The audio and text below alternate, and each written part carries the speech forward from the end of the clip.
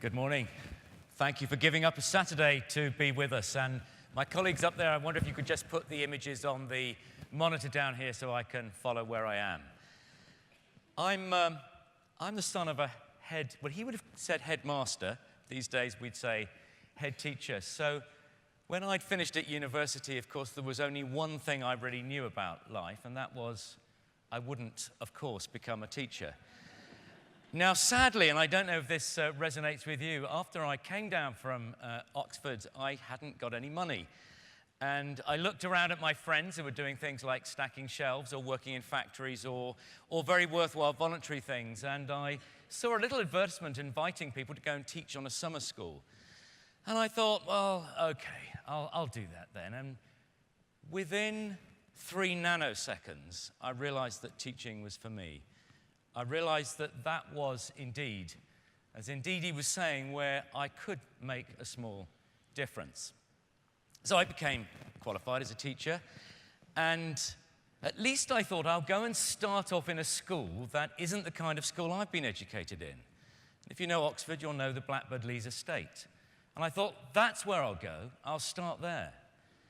And I had the luxury, the joy, the good fortune of working with the most extraordinary leaders. One of whom was Bob Moon, who said, you know what, Bill? I was only 25. One of the things we're not doing well here is connecting with our community. You see that maths department down here? I was a teacher of English and drama. You see that maths department over there? It's empty over the weekend.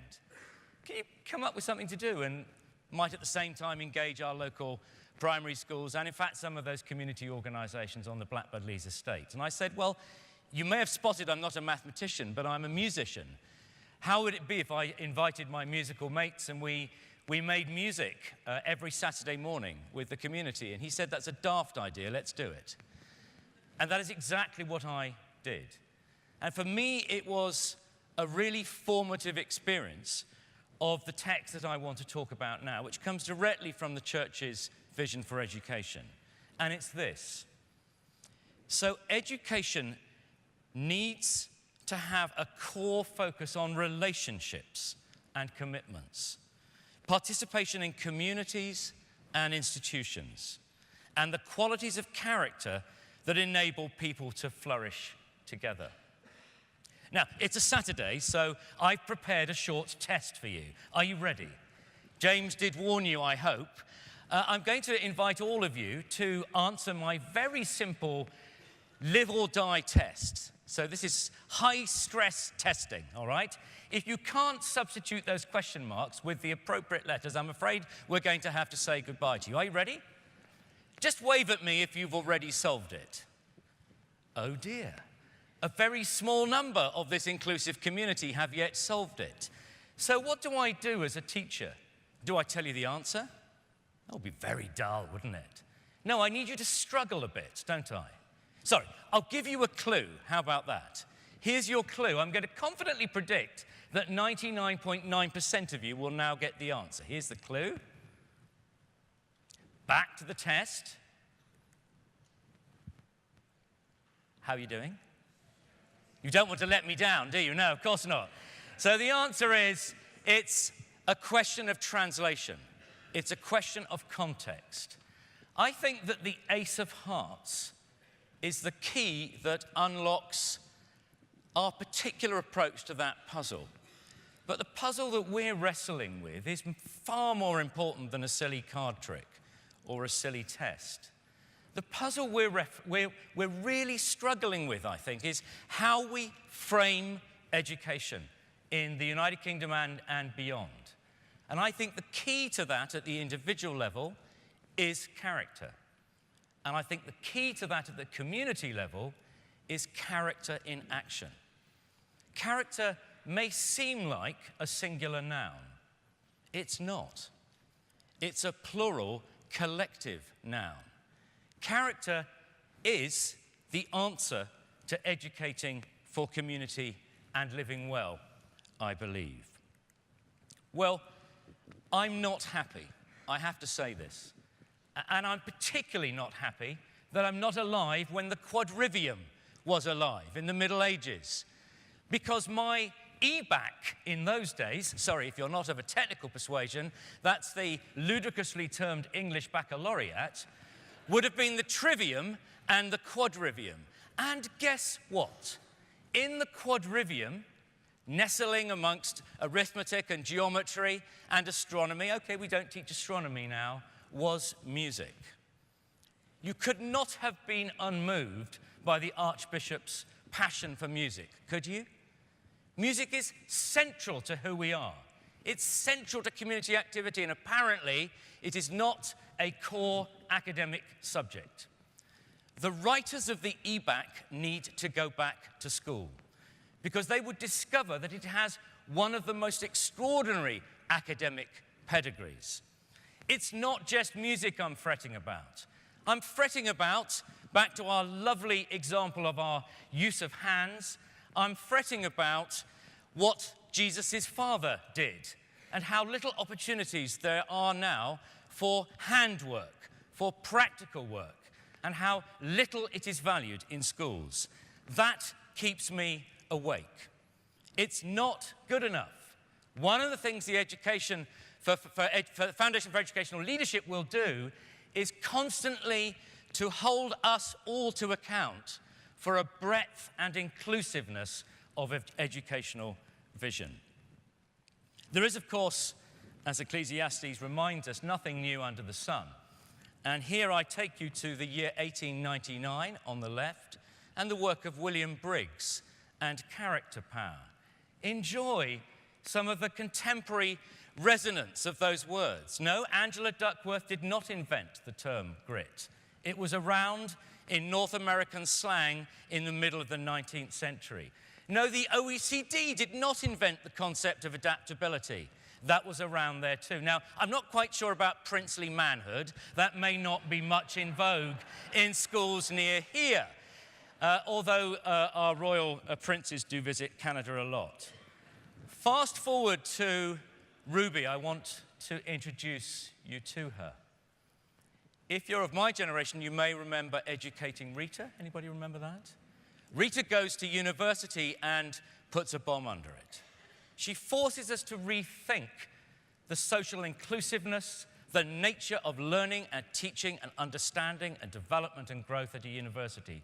Ruby is her fictional granddaughter, and she's in your school if you're a head or a teacher. She's in your school if you're responsible for the education of a diocese, one of your schools.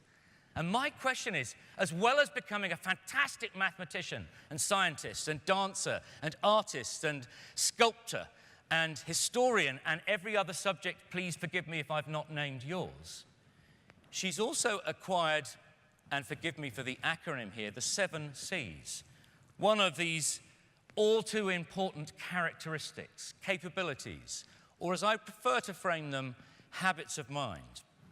And they include being confident, having the kind of growth mindset that Carol Dweck writes about. Being curious, refusing not to ask questions, refusing always to be answering rather than asking. She's about collaborating. We wouldn't have the Hadron Collider. We wouldn't have unraveled the human genome were it not for collaboration. To do that, we need to empathize. We need to see perspective.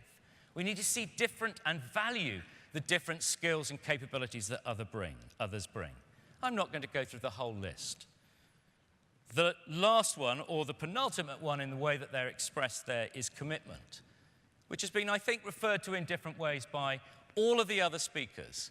An act of perseverance, an act, if you like, of faith with learning science, because that's what I believe we're about.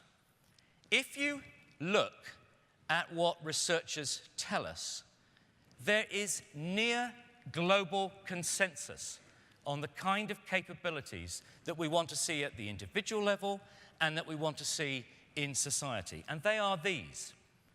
And I'm drawing here from 3 distinct sources. People like me at the Centre for Real World Learning at the University of Winchester who research into this kind of thing, and my colleagues at the UCL Institute of Education, who've done wonderful work on this, people like Leslie Schoen and Ingrid Gutmann, who've written a piece for the Education Endowment Foundation for this. Or it might be Carol Dweck, mentioned already, or Angela Duckworth, or Martin Seligman. There's a near total agreement, a worrying agreement, actually, that these things are not good in themselves. They are, but they also help young people to learn better, both in the conventional sense, they'll do better at exams, the system improves, and also morally. The second source is, would you believe it, economics. Nobel laureate James Heckman has shown how these very characteristics are essential if we're to have both an inclusive and a prosperous society. The CBI has written wonderfully about this too in their campaign. And finally, of course, I would say this, wouldn't I? As a Christian and as a member of, proud to be a member of the foundation, it's the essence of the kind of things that we're saying in the church about character. And if you've not yet had a chance to read The Fruit of the Spirit, here is an absolutely naked plug for it. And I'm told by Nigel that there are copies around, so please do enjoy them if you can find them. I'd like to conclude with a short safety announcement. I hope that during the period of turbulence that we're entering now, if an oxygen mask drops down, you will remember to put it on yourself first, painful as this may seem, before you put it on the child next to you. I hope if you're a teacher in this room, you will remember that to flourish, you have to look after, as Alison was saying, yourself. As John Hattie reminds us, we need to teach less and learn more if we want learning outcomes in the truest sense of education, as the Archbishop was suggesting, to improve. Thank you.